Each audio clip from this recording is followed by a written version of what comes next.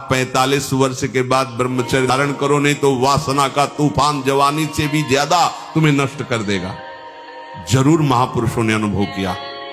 उनका 45 वर्ष में ब्रह्मचर्य धारण कर लो एकदम। इसके बाद फिर, क्योंकि इसके बाद आपका फाइनल आ रहा है, अब फाइनल की तरफ चल रहे हो। क्या आएगा? बुढ़ापा। बुढ़ापा का मतलब मृत्यु, किसी भी क्षण कभी भी आ सकती है। अब जब शरीर मृत्यु की तरफ जाने वाली अवस्था का है, अकाल मृत्यु तो कभी भी हो सकती है, आयु कभी भी समाप्त हो सकती है, पर क्रम से बता रहे। आधी तो गई सोने में, बचपन गया बिल्कुल मूर्खता का अवस्था होती है, कुछ ज्ञान नहीं, सत असत का, शुभ अशुभ का, हित अहित का कोई ज्ञान नहीं रहता। जवानी आई तो भयंकर तूफान वासनाओं का। अब उतार आया तो जब बाढ़ घटता है, बाढ़ का पानी, तो बचता क्या है? कीचड़ बचता नहीं। जवानी जब उतरती है तो क्या बचता है? कीचड़, वही गंदे संस्कार, वही गंदा चिंतन।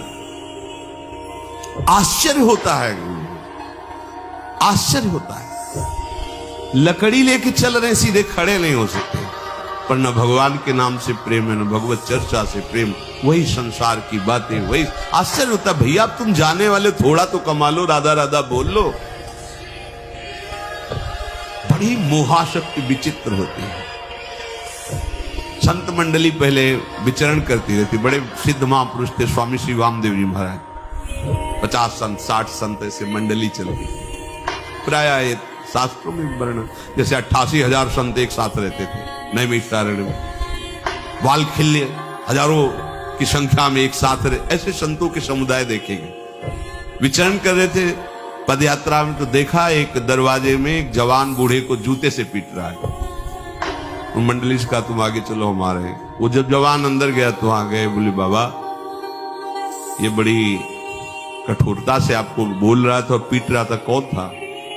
बोले लड़का था, लड़का मार रहा था। छोड़ो ना, चलो हमारी मंडली के साथ बाल भोग, राजभोग, शयन भोग सब होता, खाइए पिए, भजन कीजिए, अपना अंतिम मनाइए। अरे बोले मेरा लड़का मेरे को मारा था, तेरे को परेशानी क्या? चल यहां से हट। वामदेव जी महाराज भगवान की माया को प्रणाम किए, धन्य पर जूता खा रहा है, डांट हमको रहा है। हम उससे कह रहे तेरे को भोजन देंगे तो भजन कर आखिरी बना ले, वो हम ही को डांट रहा है। ये माया ऐसी विचित्र कीचड़ छोड़ती है जवानी। ये कीचड़ है, वो निकल नहीं पा रहा कीचड़ से, मोह का कीचड़, काम का कीचड़। बुढ़ापे में जब ऐसी दशा हो गई कि कुछ करने की सामर्थ्य नहीं रह गई, कुछ करने की सामर्थ्य, आंखों में दिखाई नहीं दे रहा, कानों में सुनाई दे रहा नहीं दे रहा, शरीर कोई काम नहीं कर रहा है।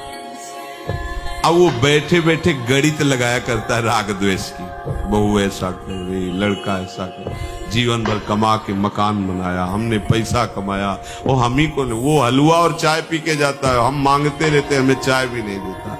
ऐसे कितनी प्रकार की चिंताएं उस बूढ़े को ग्रसित करके जलाती रहती है, उसी चिंतन में मर जाता है। अब क्या मनुष्य शरीर का उसमें लाभ है?